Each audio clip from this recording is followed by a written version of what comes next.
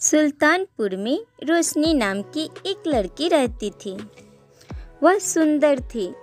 वह सभी लोगों से प्यार से बोलती थी। उसकी यह आदत सारे गांव वालों को बहुत पसंद था। उसी गांव में एक व्यापारी रहता था जो साड़ी का व्यापारी था। उसका एक बेटा था राजू। राजू भी एक दुकान चलाता था साड़ी का। राजू रोशनी को पसंद करता था। रोशनी भी राजू से प्यार करने लगी थी। दोनों की प्यार काफी गहरा हो गया था। एक दिन राजू रोशनी से, रोशनी क्यों ना हम शादी कर ले, लेकिन राजू हम घर पर बात करना पड़ेगा। ठीक है, तुम अपने घर पर बात करना, मैं अपने घर पर बात करूँगा। दोनों अपने घर पर जाते हैं, अपने अपने घर वालों से बात करते हैं। रोशनी के घर वाले मान जाते हैं क्योंकि राजू भी सुंदर था और कमाता भी था। अगले ही हफ्ते दोनों की शादी करवा देते हैं।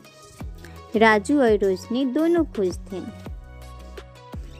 राजू अगले दिन दुकान पर जाता है, फिर शाम तक वह घर आता है। सावन का महीना चल रहा था। सभी लोग हरी साड़ी खरीदना चाहते थे। तभी उसी दिन एक घटना घट जाती है। राजू की दुकान में आग लग जाती है। उसमें राजू भी थोड़ा जख्मी हो जाता है। अब राजू दुखी था। साड़ी बेचने नहीं जा पाया क्योंकि साड़ी जल चुकी थी और पैसा भी नहीं था कि वह नया दुकान लगा सके।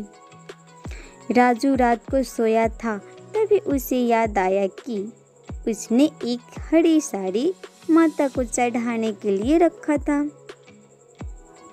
उसने सुबह रोशनी को बताया कि उसने एक हरी साड़ी माता को चढ़ाने के लिए रखा है। फिर रोशनी उसे माता को चढ़ाने के लिए ले जाती है। रोशनी, माता रानी, अब हमारे पास बस एक ही साड़ी है जो मैं आपको चढ़ा रही हूँ। हमारी दुकान जल गई है। अब ना जाने कब तक हमें दुखों का सामना करना पड़ेगा। इतना कहकर रोशनी गोड़ लगा और साड़ी लेकर घर आ जाती है। उसने साड़ी रख दी, फिर खाना बनाने चली जाती है। तभी राजू आता है तो देखता है कि हरे रंग की काफी सारी साड़ियाँ पड़ी है। तो उसने रोशनी को बुलाया। रोशनी आई तो देखी कि हरी रंग की साड़ी इतना सारा, तो वह माता रानी का आशीर्वाद समझकर उसे एक ठेले पर रखकर बेचने जाते हैं। तो वहाँ हरा रंग की साड़ी देखकर काफी भीड़ लग जाती है और फिर साड़ी हरा रंग की साड़ी बिक जाती है। कुछ लोग तो राजू से हरी साड़ी का ऑर्डर देते हैं। राजू आज बहुत खुश था। वह घर जाकर रोशनी को सारी बातें बताता है।